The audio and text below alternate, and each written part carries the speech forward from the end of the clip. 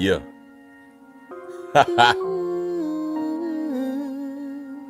All right, let's go. It's the MVP with Malachi Lee crossing half court, pulling up from three, making victory plays, talking dunks and fadeaways to players that lead the way. Awards and trophies, I hope you feeling this, homie. Making victory plays, make you real, not phony. Detroit, we back again, so let the games begin. Making victory plays for the win. Making victory plays for the win. Play for the win. What up, though? What up, though? What up, though? What up, though? It's the MVP with Malachi Lee, episode 3. Dominating. That's what we calling this, man. Dominating. Man,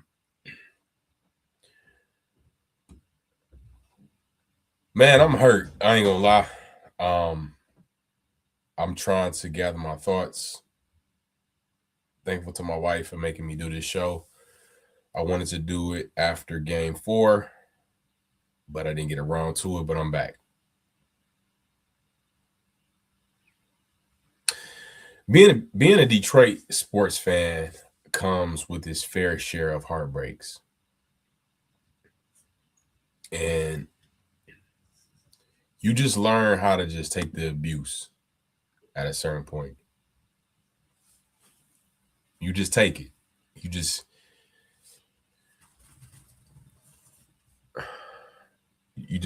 learn how to take it at a certain point. And it sucks. It sucks. It really does. I'm glad we're not one of these cities that never won a championship. Well, the Lions have never won a Super Bowl. But at least we won a championship in 1955. Good Lord. Never mind, that don't count. It was the championship, and it switched over to being the Super Bowl in 1956 when my father was born. And we haven't won the Super Bowl. But the Wings have a Stanley Cup. The Tigers have a World Series. Detroit has the Pistons have a NBA championship. In my lifetime, the Pistons won. But as of late, man, number 1 seed Pistons, we are down 3-2. I was not born yet. You're right. Hello, what's up, y'all? Janae, Jeannie. So the Pistons go down 3-2 to the Cavaliers, and I'm talking slow because I'm really hurt. I'm hurt. Pistons in 7. I gotta rock with my boys. I'm rocking. I'm rocking all the way to the wheels fall off this mode. I'm rocking all the way. All the way. I'm here. And I'm not going nowhere. I'm gonna take the abuse. I'm gonna take it like a champ. And I'm not going nowhere. I should be going somewhere. I should be giving up, but I'm not. But we had a lot to talk about. Let's start with my guys, man. I'm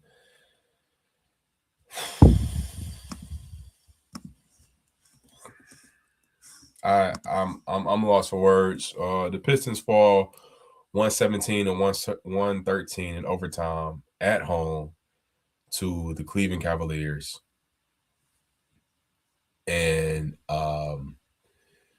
I started watching the game probably halfway through the second quarter. We were up. We were up by 15 at the most. And we just could not hold on. Shout out to Dennis Jenkins. He got a playoff start tonight. Dropped 19 points, 3 assists, 2 rebounds. I like that. Duncan Robinson didn't play tonight.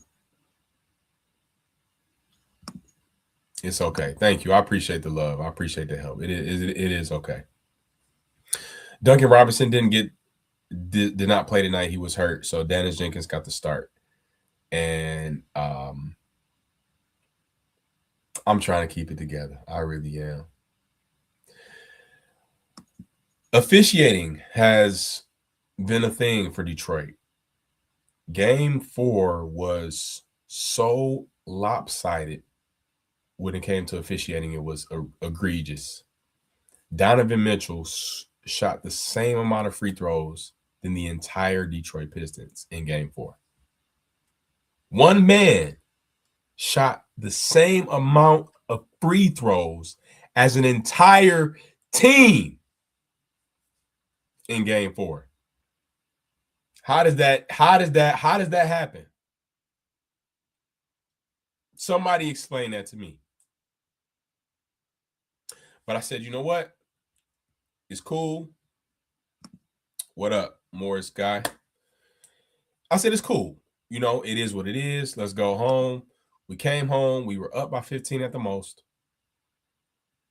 Game is down the line. It's tied. Asor Thompson gets an amazing block on Jared Allen. Should have been a loose ball foul called at the very last second of regulation. Should have been a loose ball foul. Sending Asor Thompson to the line with a chance to win the game. But no foul call. No foul call. And what happens? Overtime. Now, I'm not usually one to cry about officiating. Officials are going to call it how they call it. But when you score points, you're undeniable. And that's what we did not do, is score points. Down the stretch, we did not score points. Cleveland outscored us down the stretch. That's why we lost. We didn't lose because they didn't call that foul. They should have called the foul, but that's not why we lost. We should not even have allowed them to get back in the game. We had a comfortable lead down the stretch in the fourth, and we went cold. Cleveland went on a 7-0 run. Changed the whole momentum of the game. And that was the game right there. That was the game. Cade Cunningham,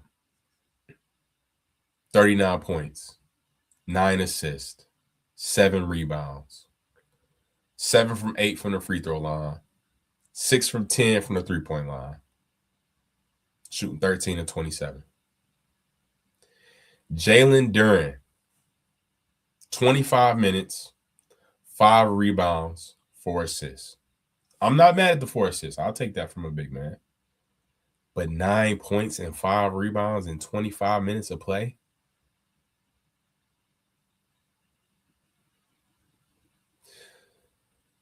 Tobias Harris, 13 points. Not going to do it. 1 from 7 from the 3. Not going to do it. Not going to do it. Paul Reed. I love Paul Reed. Anybody that knows I've been screaming Paul Reed from the jump.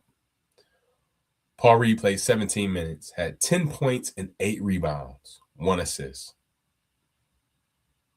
That's good ball. In 17 minutes. In 17 minutes, he outproduced Jalen Duren in close to 10 less minutes.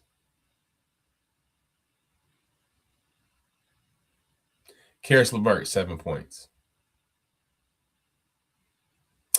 Karis LeVert had 31 last game, which was a shock, a surprise. It was fun to see.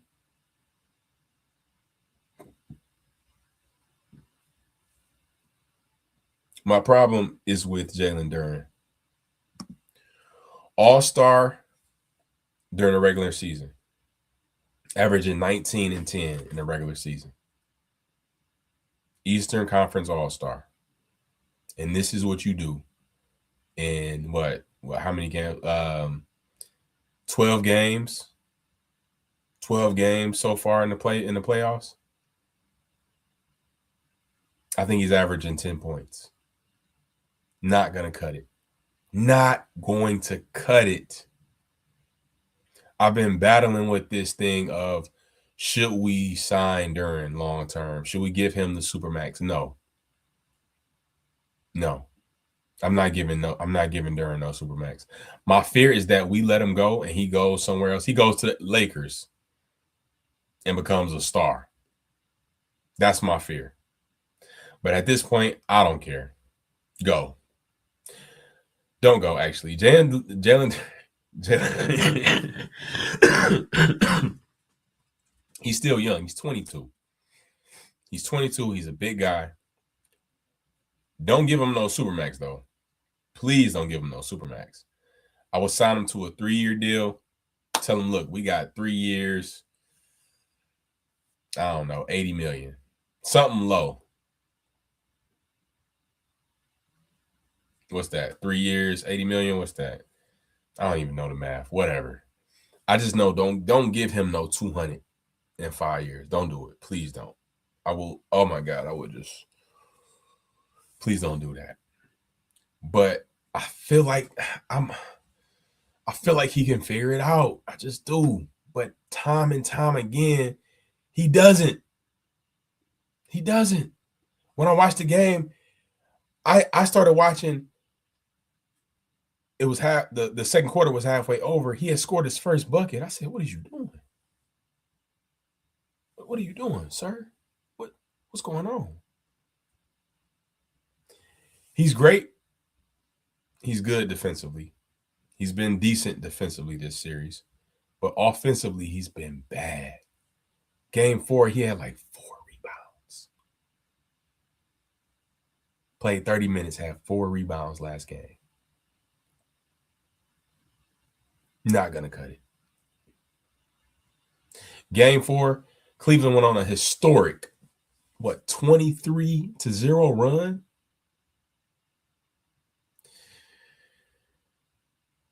I am very lost right now because New York Knicks have swept the Philadelphia 76ers, and they're waiting. They're waiting and ready on whoever is coming out of this series. I would love to say it's us. I would. But I'm scared that even if it is us, what are we going to do? What are we going to do with the Knicks? I hate to say it, but what are we actually going to do with the Knicks? Knicks put up a playoff record for threes in a quarter. That closeout game against Philly. What are we really going to do with that? Who is going to score the ball outside of Cade Cunningham? That is the question. Now, Tobias has been balling outside of these last 2 games. These last 2 games were the only games he did not score 20 points. First game, he had 13. Game against Orlando, he had 13, 15. And after that, he went on a 7-streak run of scoring 20 points. These last 2 games, he did not score 20. Inconsistent. Dennis Jenkins. Now, one thing I do like about our squad is that we have wild cards. And for me, I thought that this was going to be something beneficial to us, that you don't know who's going to get hot. But it's starting to become a problem because down the stretch, who's Cade swinging the ball to that's really going to knock down that shot? Who's that person? Is it Karis LeVert? Is it Dennis Jenkins? You got Duncan Robinson. He's hurt. So who's the one? Tobias Harris? Like who? Just tell me. And as I watched the last seconds, like I think we were up like 7, and then I saw the score just dwindle away. And here we are.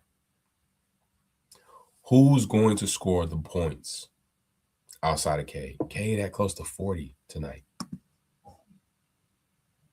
39 points, 9 assists. He had a very clutch long 2, which should have been a 3. Not should have been a 3 as in they didn't call it, but it was so long that he needed to just be that far away.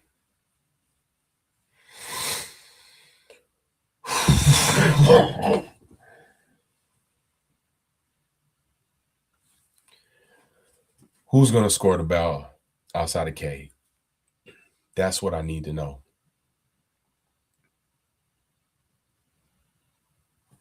Honestly, Tobias had 13 tonight.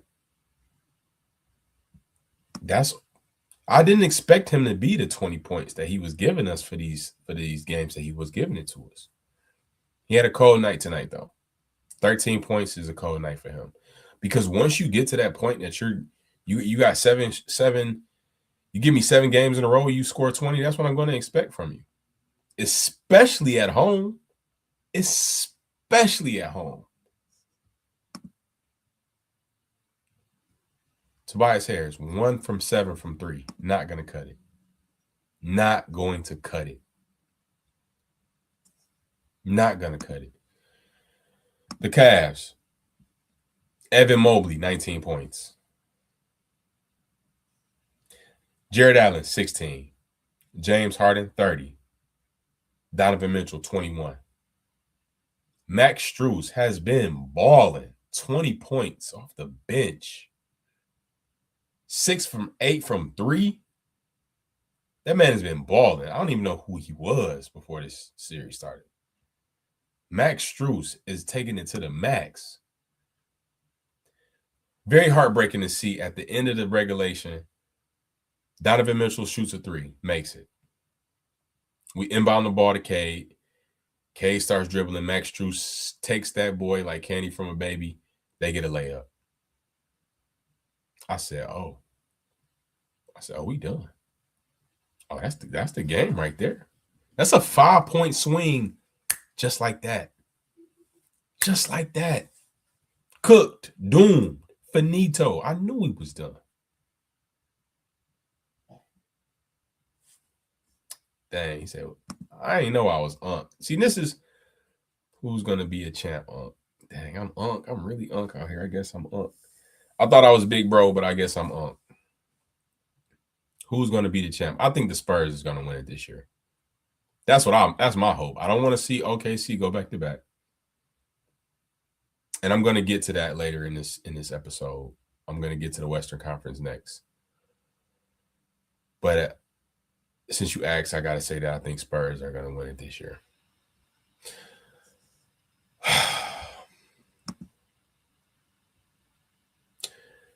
Max Strus stole the ball right from Cade like he was nothing. Cade's turnovers have been very detrimental to us. Game 4, Max Strus stole the ball right from him on the inbound. It was heartbreaking to see. It was very heartbreaking to see.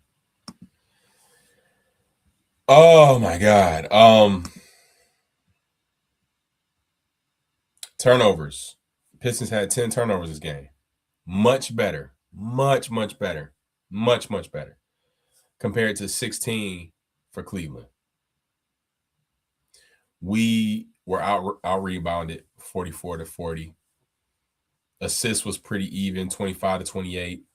We got 4 more steals, 10-6. 1 more block, 10-9.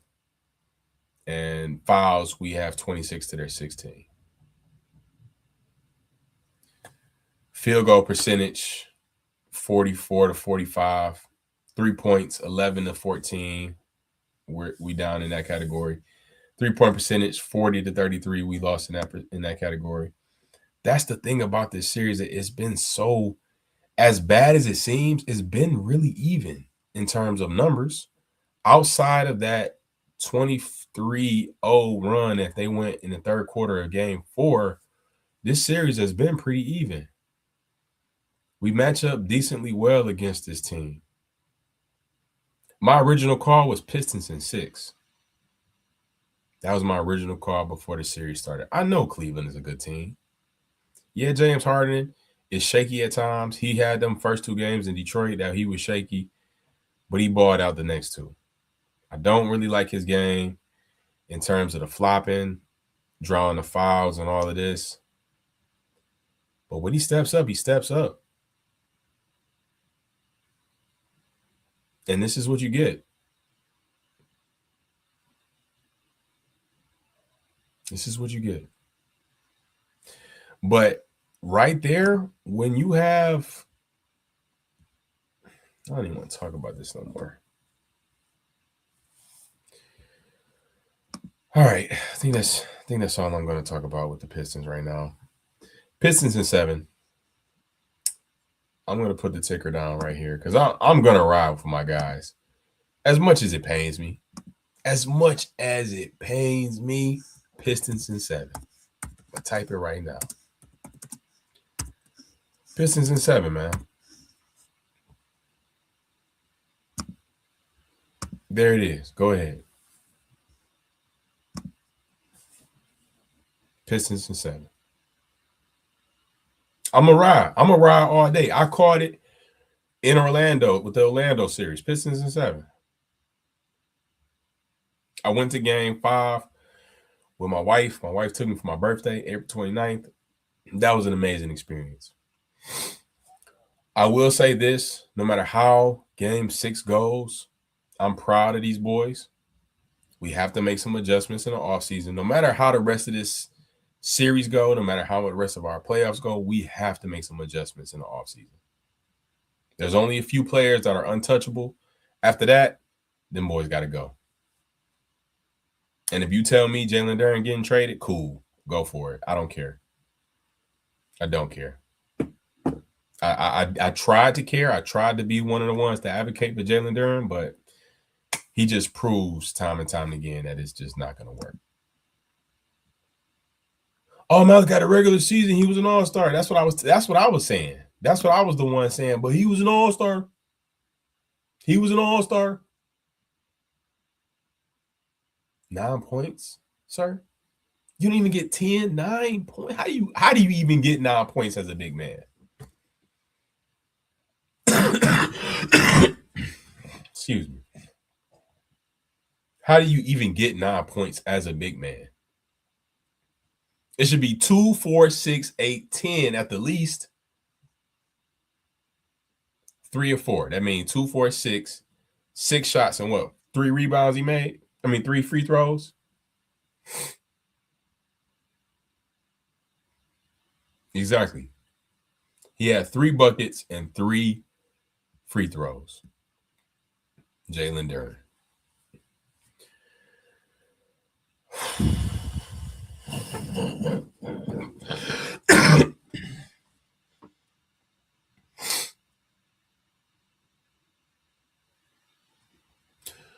All right, I think I'm moving on. I think that's it for this game. No, it's not. I do like that we kept Duren on the bench. I've been saying it all series, all postseason. I've been saying, sit Jalen Duren down. Once we saw what he was on, okay, cool. Sit down. And we did that. Shout out to Bickerstaff and the Detroit Pistons coaching staff for keeping Duren on the bench. I loved it. I love that we closed out the game with Paul Reed. Now, you're not going to play a perfect game. There's going to be mistakes.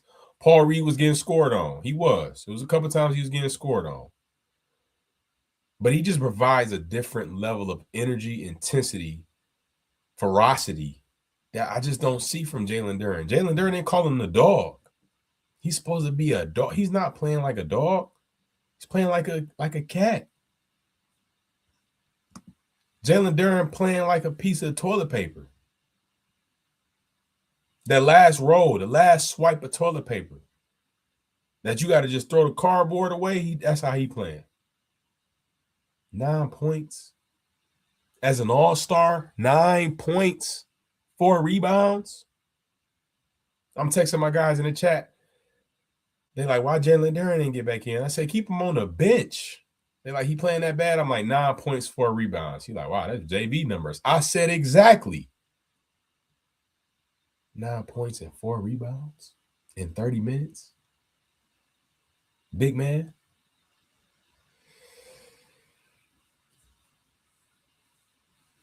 My suggestion is this. We go a double big lineup. You play Paul Reed at the 4, Jalen Duren at the 5. We got Duncan out, so I go Tobias, Asor, Cade. You can even go Jenkins, Asor, Tobias.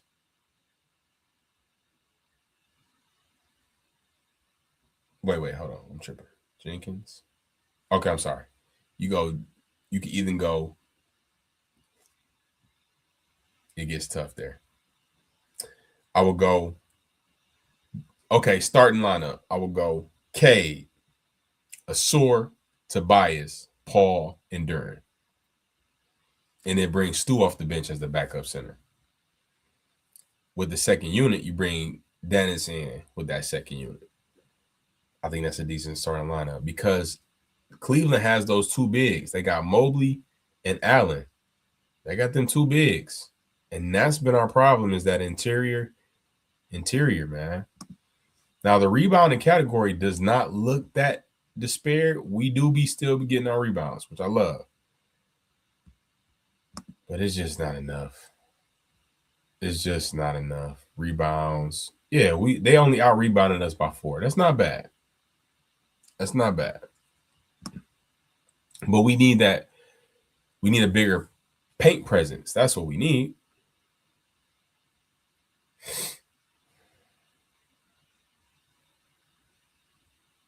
As you can see, I'm hurt. I'm trying to keep my composure.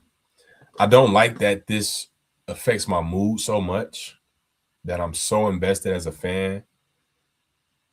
I don't like it, And on the opposite end, when we win, it affects my mood in a good way as well. I don't like how my mental health is correlated to this. I don't like it. I don't like that feeling of watching my squad lose Game 5 at home. That does not feel good. But here we are. So now we have to go to Cleveland Friday night and beat Cleveland that has not lost at home this postseason. That's a tall task to ask. But we did it in Orlando. We forced the game 6. We forced the game 7.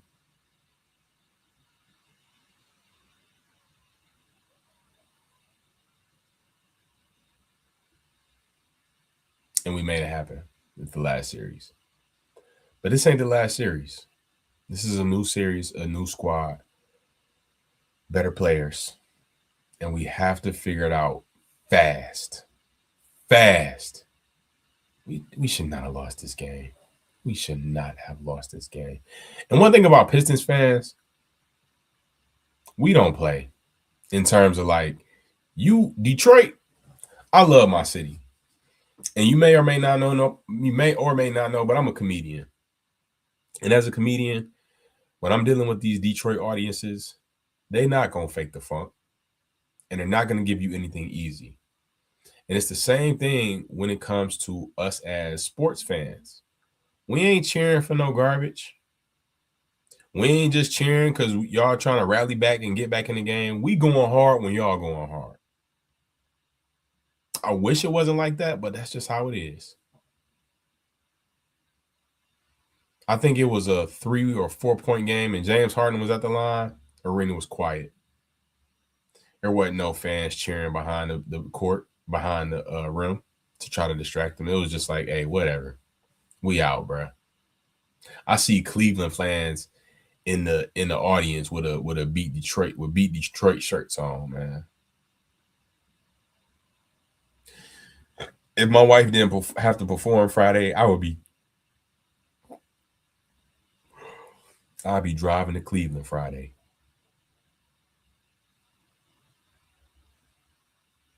No, I wouldn't, because if they beat us, I would be even more upset.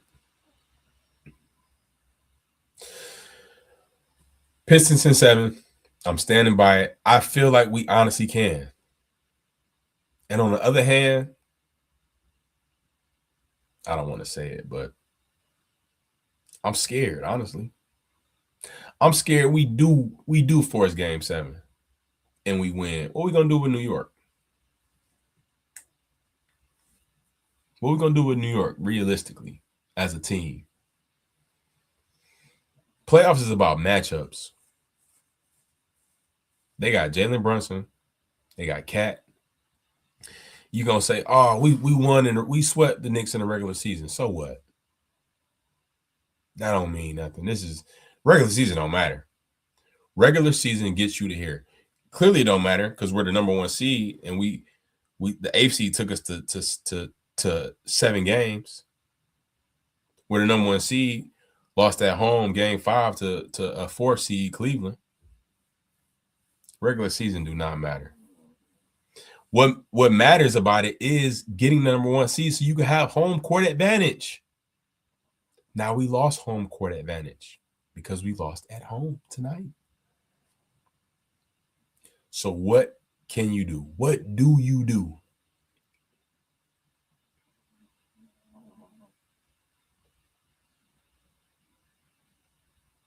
Pistons in 7. My dog is snoring. He don't believe me. Yeah, I'm talking to you. Pistons in 7. We'll make the adjustment. We'll come back stronger. We're going to do the impossible and beat Cleveland in Cleveland. That hasn't been done this whole postseason. And this was Cleveland's first road win in the playoffs as well. Thank you, Detroit. All right. I think that's it with the Pistons. In other Detroit news, this game was actually on ESPN. I don't have cable, so I went to a bar around the corner from my house. Now, I've drove past this bar plenty of times. It's down the main street near where I live.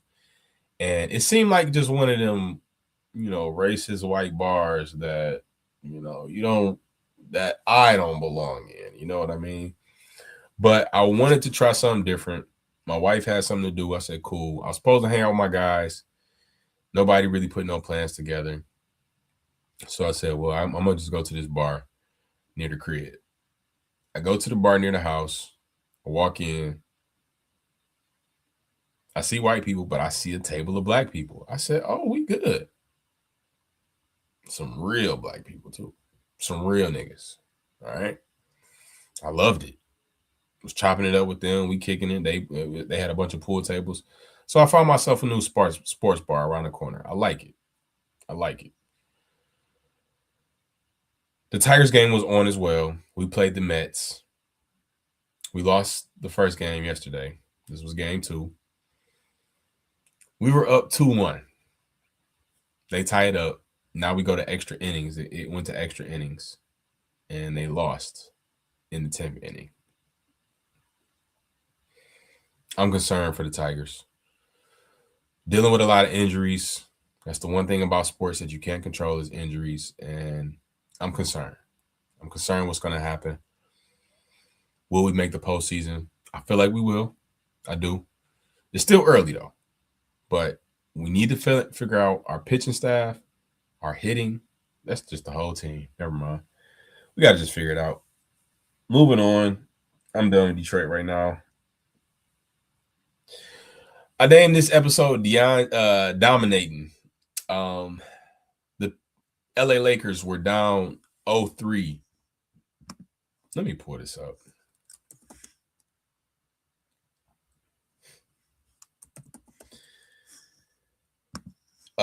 DeAndre Ayton is the center for the Los Angeles Lakers. Let me just pull this up because it's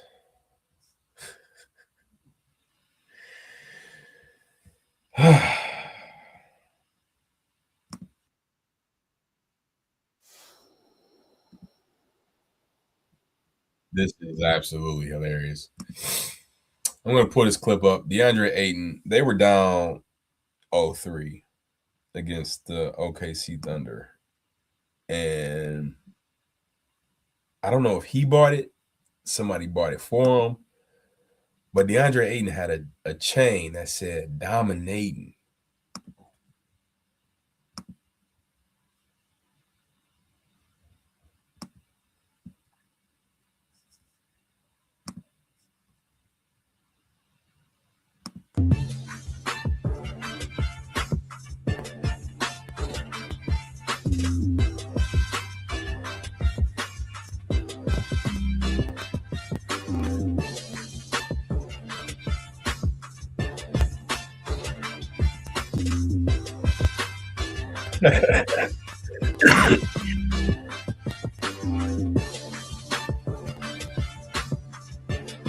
That's hilarious how they put Idris Elba face on his body. That is funny. I just know.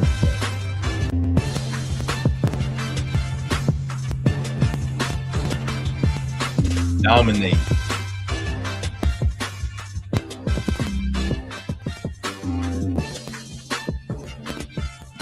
That's what the chain say. Dominating.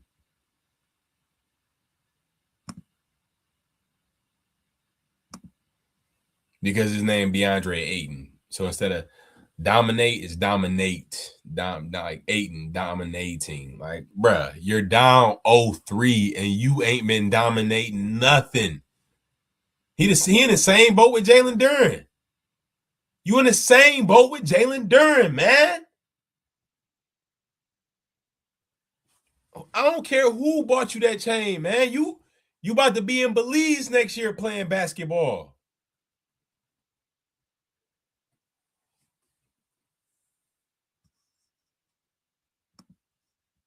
Now, if I pull up these stats, man, if I pull up these stats, you're gonna see what I'm talking about. I ain't gonna waste my time with that, man. He in the same boat with Duren.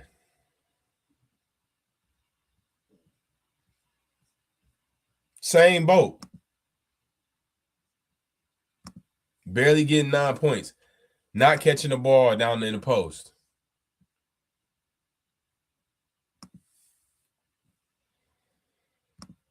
Recent games. Here we go. 6 points in a closeout game. 10 points. 3 points. 10 points. Those are 4 games they got swept in. 10, 3, 10, 6. He getting rebounds. 12 rebounds, 10 rebounds. Last 2 games, 6 rebounds, 3 rebounds. You're down 0-3 and you getting a chain. I don't care if somebody did give it to me. I'm not wearing that. Ah! What is wrong with the league, man? What is these big men doing? What are these big men doing? DeAndre Ayton, Jalen Duren.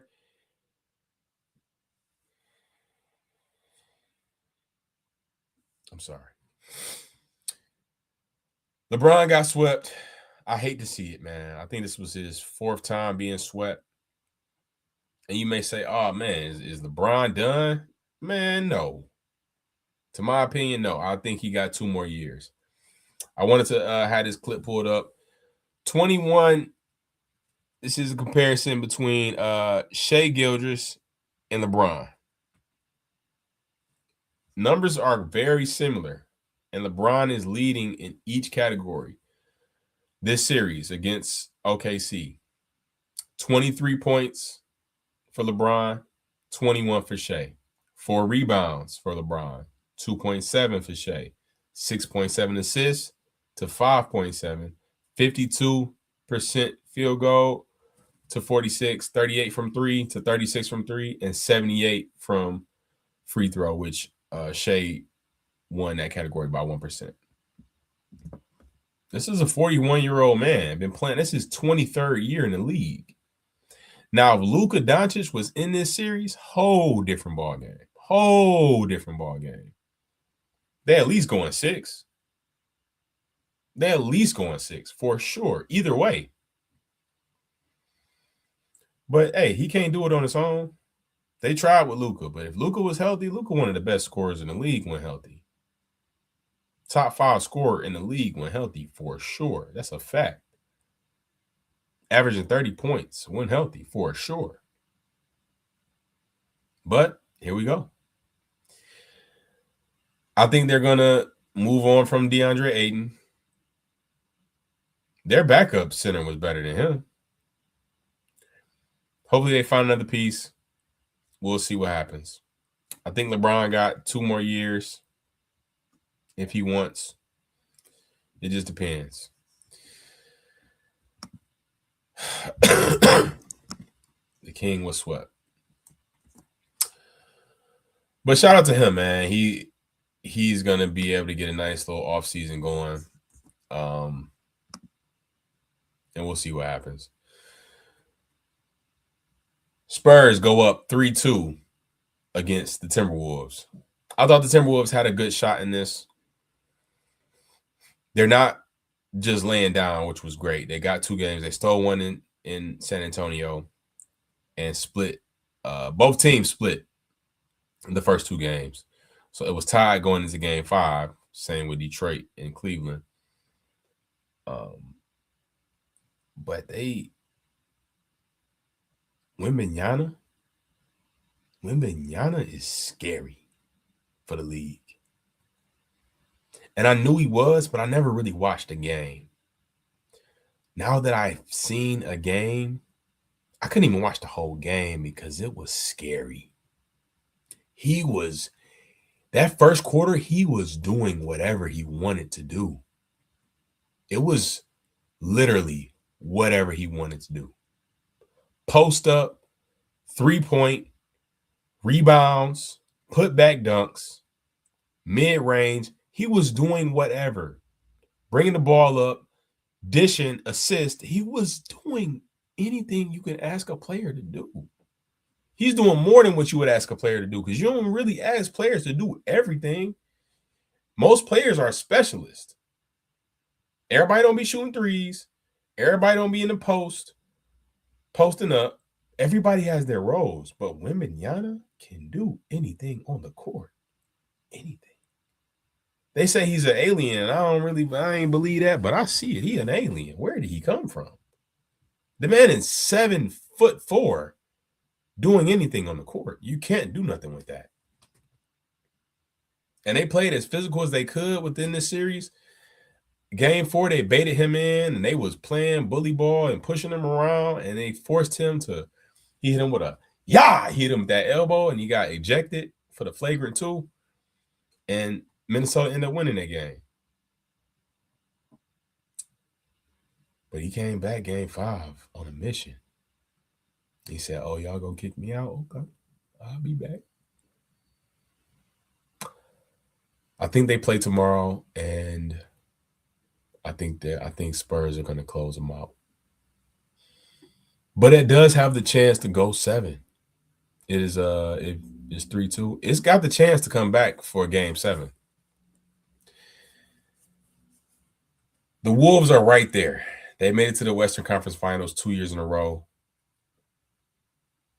I think it's 2 years in a row, I believe. And they're right there. But they just don't have enough, man. OKC is an extremely great team. I feel like OKC and the Spurs match up well. Somebody asked me earlier, who do I believe is going to win the championship? And I think the Spurs will win this year. It's either going to be somebody out the West is going to win. I'm not even going to speak on the East because I still got a dog in the fight. And I'm going to give an emotional answer and tell you that the Pistons will come out the East. But that's an emotional answer. If I give you a logical answer, it's going to be a different answer.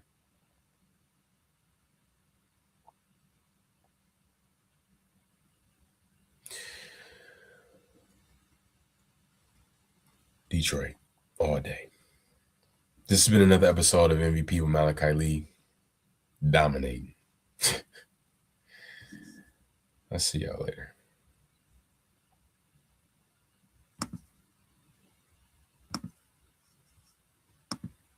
I feel like I got more to say, but I don't. I would just be staring, just staring like this.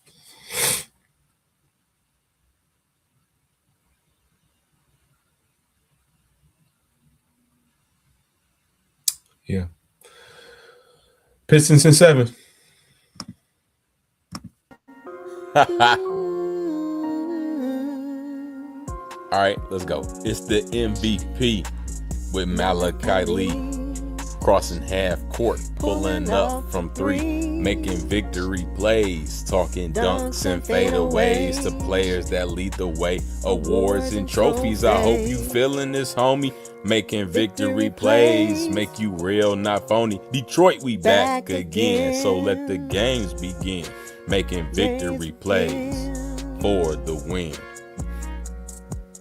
Making victory plays for the win. Play for the win.